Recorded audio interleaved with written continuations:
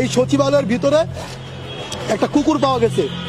দেশের সর্বস্থান সচিবালয় 7 তলার ভিতরে ভাই কুকুর গেল কই থেকে? কুকুরটা গেল কই থেকে?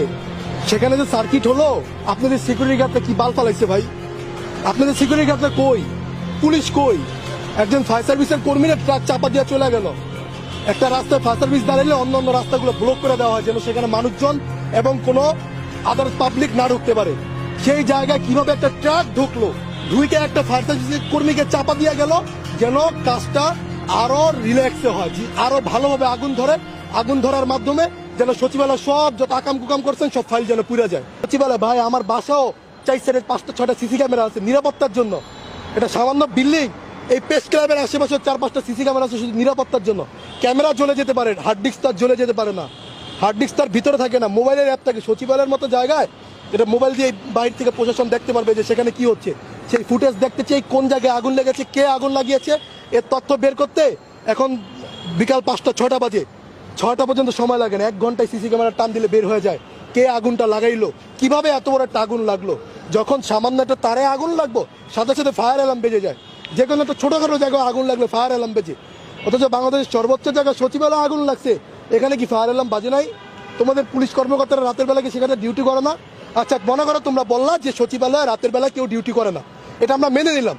তো রাতের বেলা যদি ডিউটি না করে, যদি সচিবালয়ে ডাকাত ঢুকে, তখন তোমরা কি করবা? আগুনের বদলে যদি ডাকাত ঢুকতো তখন তোমরা কি করতে হবে আমারে বলো?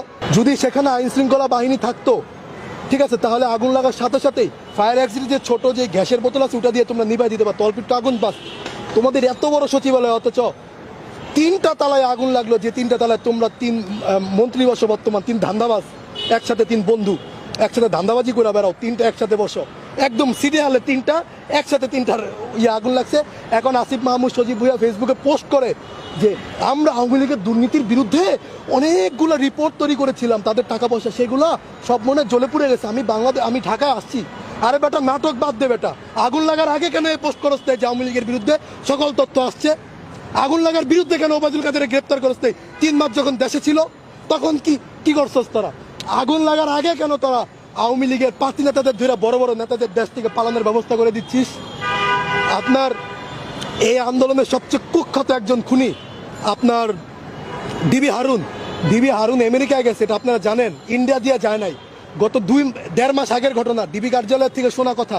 গত 1.5 মাস আগে তাকে বাংলাদেশের এয়ারপোর্ট থেকে পার করে আমেরিকার পাসপোর্ট দিয়ে তিনি আমেরিকায় চলে গেছেন। কিভাবে গেল তাহলে? ডিবি হারুন কিভাবে দেশ থেকে পালালো?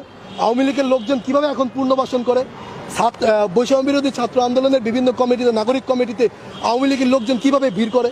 আসিফ নাহিদ গতকালকে যে আপনার সচিবালয়ে আগুন লেগেছে, কোন কোন সেক্টরে আগুন লেগেছে জানেন? 7 নম্বর বিল্ডিংয়ে আগুন লেগেছে, সেটার হচ্ছে 7, 8, 9, 6 তলা হচ্ছে আসিফের কার্যালয়, 6 তলার একদম সোজা অপোজিটে হচ্ছে নাহিদের বসার রুম। এই জায়গাগুলোতে আগুন লাগলো। হ্যাঁ, এরা দেশের অনেক বিষয় তুলে ধরেছিল, এদের ফাইলগুলো পুড়ে গেছে, এর জন্য আমরা দুঃখ প্রকাশ করি যে না, দেশের সার্বভৌমত্বর জায়গা থেকে যদি কোনো আঘাত আছে আমরা একত্রে লড়াই করব। কিন্তু আপনারা দেখেন, বিএনপি পন্থী বা বিরোধী দলীয় যেসব সচিব, যেসব আমলারা আছে, তাদের কিন্তু তারা সাইড করে তারা একটা কিংস পার্টি নামে একটা পার্টি তৈরি করছে। এই পার্টির মাধ্যমে এরা আওয়ামী লীগকে পুনর্বাসন করার চেষ্টা করছে এবং আওয়ামী লীগের থেকে টাকা টুকা খেয়ে এখন বিভিন্ন জায়গায় প্রোগ্রাম করছে।